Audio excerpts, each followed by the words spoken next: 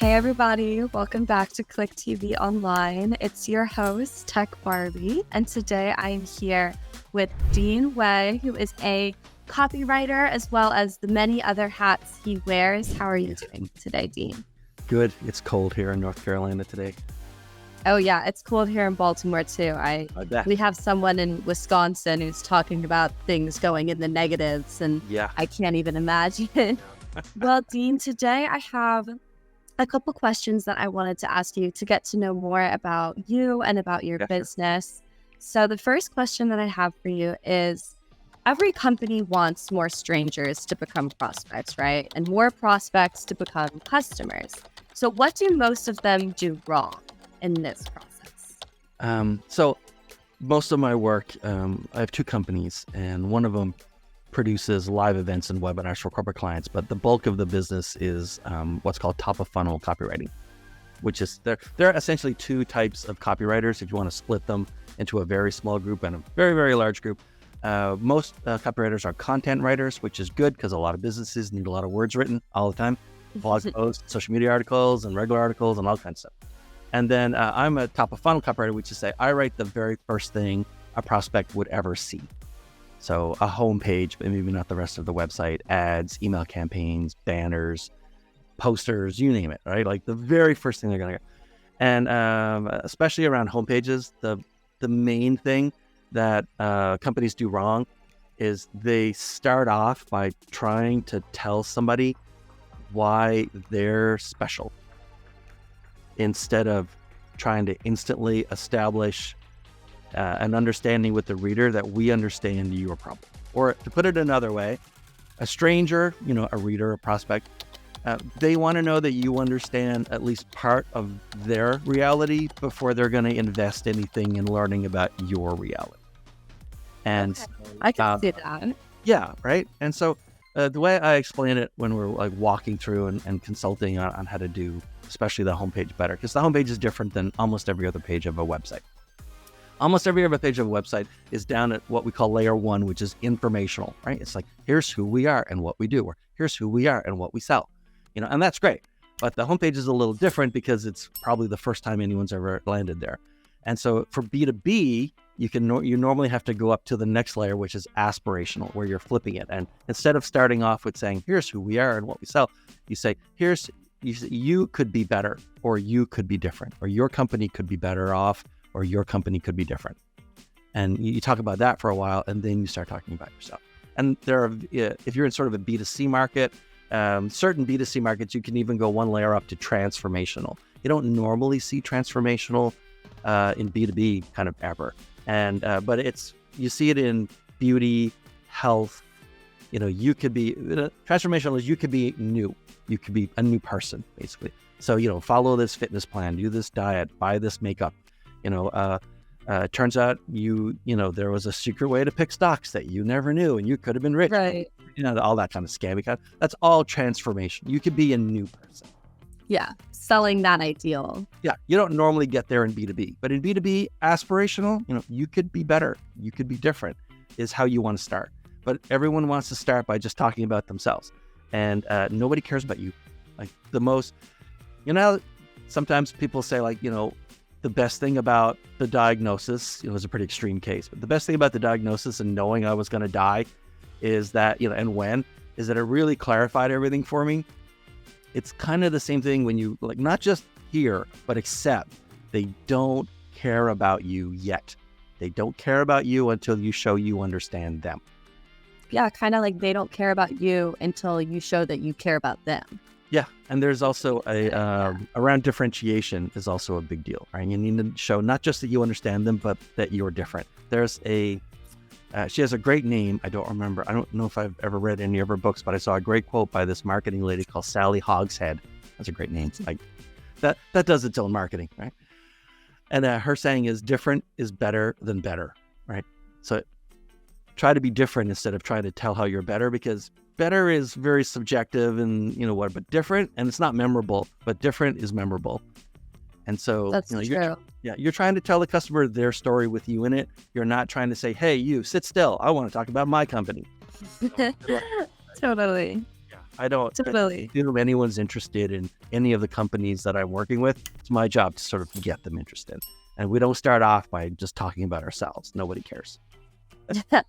I gotcha. So my next question that I have for you is, I know that you've worked for some big global companies and a lot of small ones. Yeah. Which one taught you the most? I did a stint for a while where I worked with a lot of professional speakers, maybe about a dozen of them around the US and Canada, and writing for them. And that was a real revelation, because that's when I started to have to write for listeners instead of writing for readers.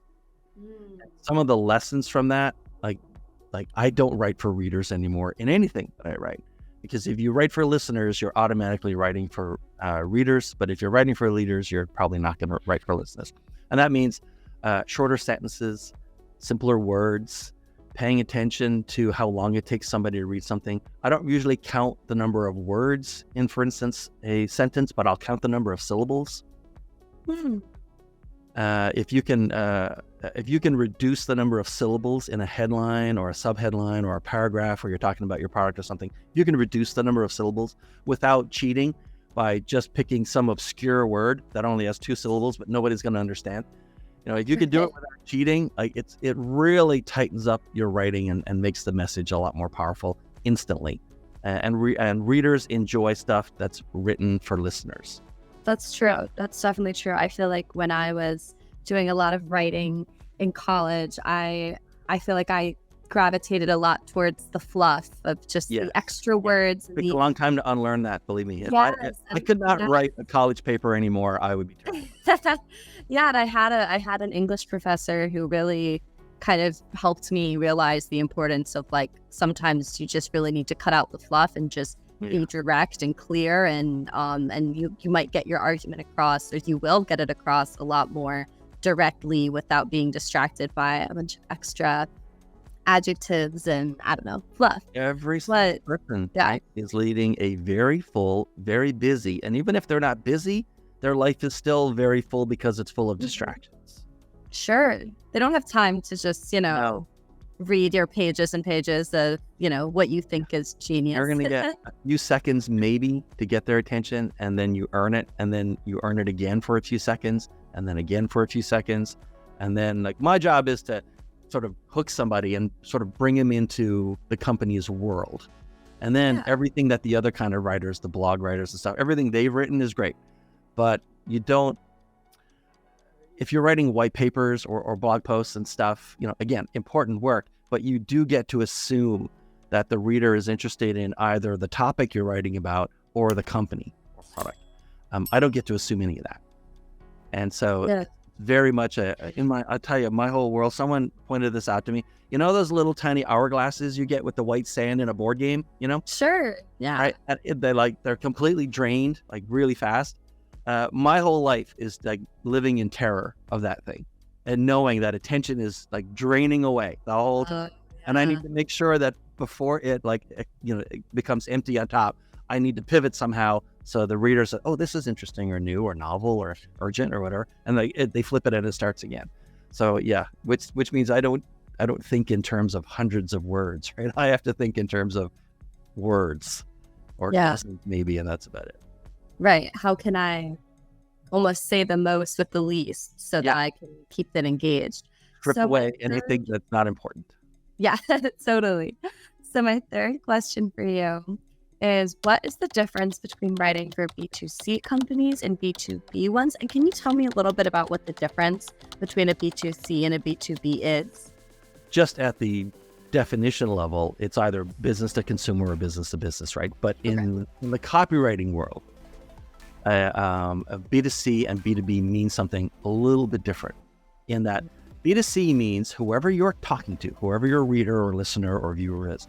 B2C means they can pull out a credit card or they can issue a purchase order without consulting anyone else and make the purchase. It doesn't matter if they're in a company as opposed to, just an individual consumer. It doesn't matter if they own a company it doesn't matter.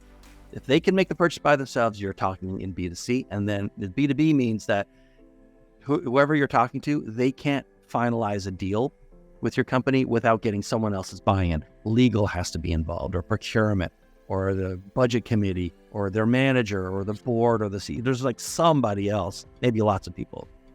Right. So because of that, you have what's called the safety question.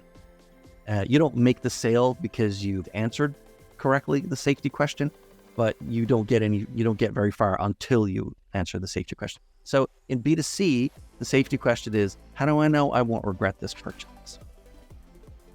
And in B2B, the question is, how do I know it's safe for me to vouch for you to my manager?